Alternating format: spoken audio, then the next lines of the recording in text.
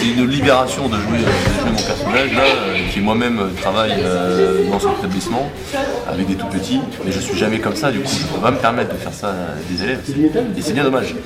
Franchement, il y a des fois, ça serait vraiment plaisant de pouvoir se débarrasser d'un élève qui se casse trop les pieds, on les balance lui buter dans la gueule. Voilà. On retiendra 2 choses de cet exercice. Le premier, c'est qu'en cas d'apocalypse, la force physique est clairement un avantage. On travaille toujours avec ce qu'on a à disposition, une rue, des bureaux. Là, on a fait en sorte d'avoir une école, et puis on savait que via les gens interposés, on pouvait avoir des zombies de qualité. Et comme il passe son temps à parler de zombies, on s'est dit vas-y, pour la fin de saison, c'est notre season final, il y a vraiment des zombies quoi. Allez. Et puis après on voit comment ça se passe. Et moi j'aimais bien cette idée de le filmer toujours en mode reportage et de voir ce que ça pouvait donner, de mettre vraiment des zombies dans un cadre aussi réaliste que Epic Fitness, où c'est pas du tout réaliste, en même temps c'est très réaliste parce que c'est un reportage, en fait c'est un mélange des genres. Et voilà, c'était un peu le challenge pour se marrer.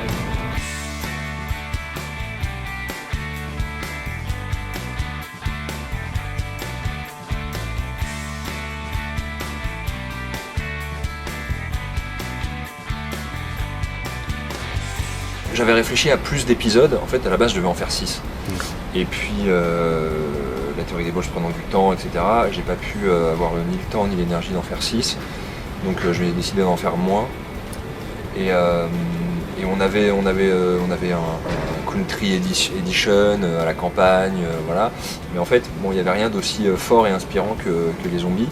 Et quand j'ai terminé l'écriture du script complètement à l'arrache, là, parce que il y a aussi le roman, j'ai eu une deadline au dernier moment sur le...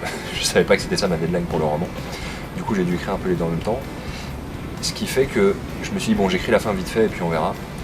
Et à la fin, ce que je savais, c'est que Céline, elle allait, prendre les choses en main et nous montrer des exercices, puisqu'elle vient le sauver, et après elle montre des exercices pour les zombies. Sauf que j'arrivais pas à faire cette jonction de pourquoi est-ce que d'un seul coup elle passe en voix off, pourquoi est-ce qu'elle nous explique. Et c'est hier soir en fait, à 23h30, en mangeant avec Mathieu, qu'on a reparlé de ça et que nous est venue cette idée de, en fait c'est l'émission d'après, elle a sa chronique à elle, mais vue par Jean Martial, du coup elle a des couettes et elle est comme ça, et ça s'appellerait Zombie Fitness. Ouais. Et donc c'était hier à 23h, c'est grosso modo les mêmes exercices, sauf que le contexte a juste été trouvé pour que ça le rende cohérent. Et à la fin de la première version du script, elle avait défoncé tout le monde, et il disait Chin Chin, t'es trop forte, tu veux pas m'épouser? Et elle dit attends, finissons déjà de casser tous ces Chinois. Attends, qu'est-ce que j'ai dit? Et là, il lui disait je t'aime. C'était là. Mais franchement, j'ai écrit ces dialogues en sachant qu'on les jouerait pas de toute façon, en disant faudra trouver quelque chose de mieux. Ça, c'est ma feuille de service. Voilà. Et là, c'est toutes les séquences qu'on tourne dans l'ordre de la journée. Donc, on a fait tout ce qui est barré. Et là, on fait ça couloir sombre, ralenti, stroboscope. Céline flingue les zombies.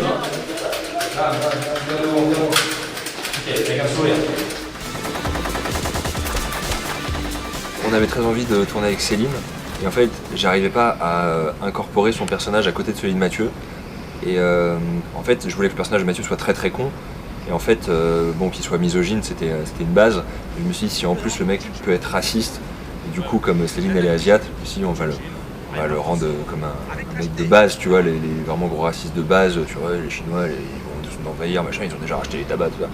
Et du coup je me suis dit le duo fonctionnera encore mieux avec Céline qui est qu'on appelle Chin Chin quoi. Arrête tes conneries, fais pas ça.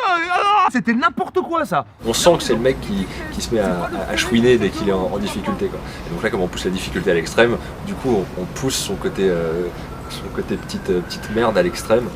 Et ça le rend encore plus marrant, je trouve que le mec il est stéréotypé dans tous les sens, il est détestable dans tous les sens, et il est trop marrant, et je l'adore ce connard. Ce dernier épisode il a été vraiment cool à faire, très ambitieux, mais très très cool déjà par l'aide de tous les figurants, que ce soit du forum ou les zombies, que ce soit Notre-Dame de la Providence qui nous a très gentiment accueillis pour le tournage, et aussi parce que Céline, elle m'a présenté Yang, le cascadeur. Et elle m'a envoyé sa bande démo en me disant si t'as besoin, hésite pas, et elle m'en a reparlé 2-3 fois, ce qui m'a vachement aidé dans l'écriture. Au début je me disais c'est compliqué et tout, on n'a pas le budget. Et au final tout le monde a fait des efforts, et le mec il a été génial.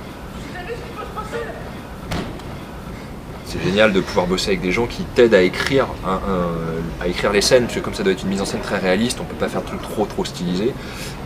même s'il y a un moment où on se permet un peu. Lui, c'était l'expert de son personnage, quoi, des cascades, etc. Il a vraiment apporté ça, et je trouve que ça donne une plus-value à l'épisode de dingue. Et ça, c'est grâce à Céline, qui était toujours ultra investie dans son rôle.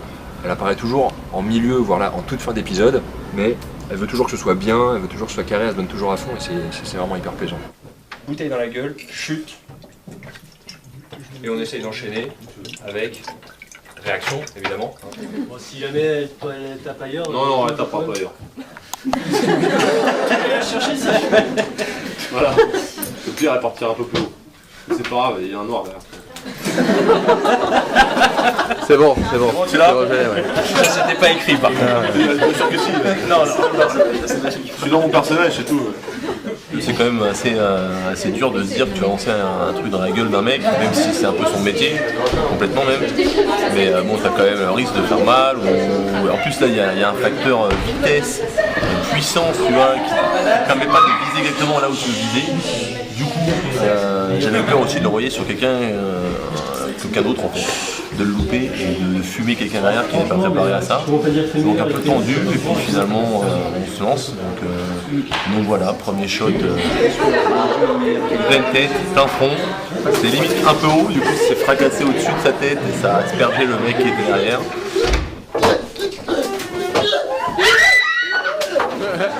Casquette, le gars. Par contre, c'est lui qui reste.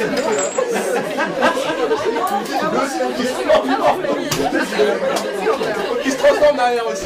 Et deuxième lancé parfait, monton coup, pleine face, magnifique. Donc plutôt cool. Très bien, très bien. Bonne expérience, je recommande à tout le monde.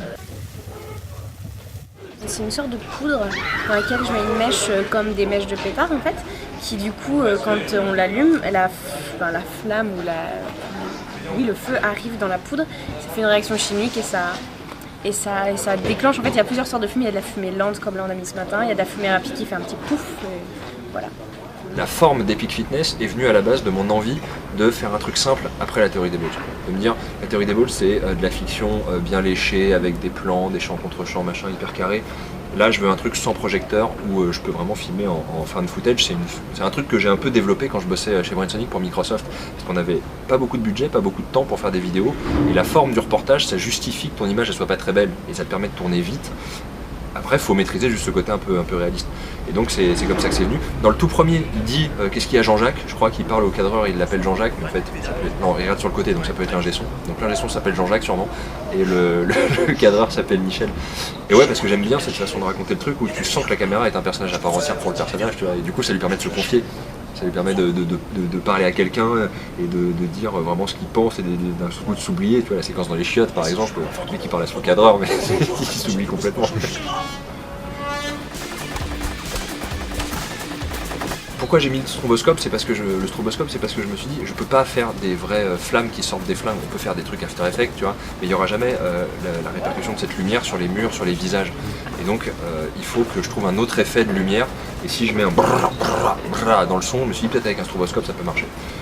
Honnêtement, c'est pas du tout gagné parce qu'on a filmé à l'iPhone 6 et que dans le noir il y a un grain de merde et c'est vraiment dégueulasse. Que quand tu fais un stroboscope, un coup on voit le flash et puis après il se décale dans l'image, on le voit plus de la fréquence d'image. Donc ça c'est un truc que j'avais pas du tout anticipé. Donc voilà, je pense que ça va être, je sais pas trop, mais ce qui est sûr c'est que les contre-champs sur Céline ils sont bien. Donc ça devrait marcher. Et là ouais, je me suis dit, je me permets, et là pour le coup c'est vrai que c'est irréaliste. C'est-à-dire qu'on voit même pas le cadreur derrière, parce que pour bien faire il aurait fallu qu'il y ait Michel le cadreur qui soit derrière eux, tu vois. Et là pas du tout. Et après on repart en mode reportage, etc. Je sais pas, je le fais au feeling, je me dis, ça passe. Ça passe, je sais pas pourquoi mais ça passe. Il y a des fois on peut se permettre de pas être dans le réalisme le plus total.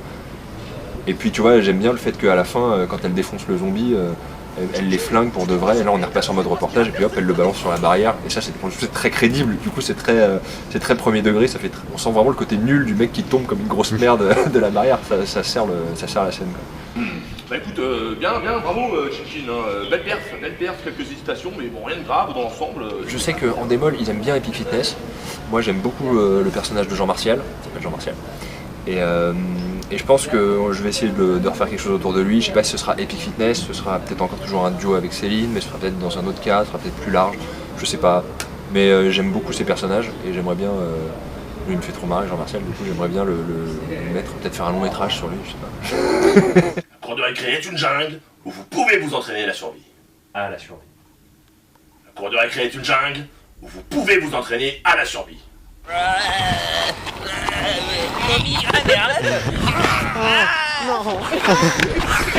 Non.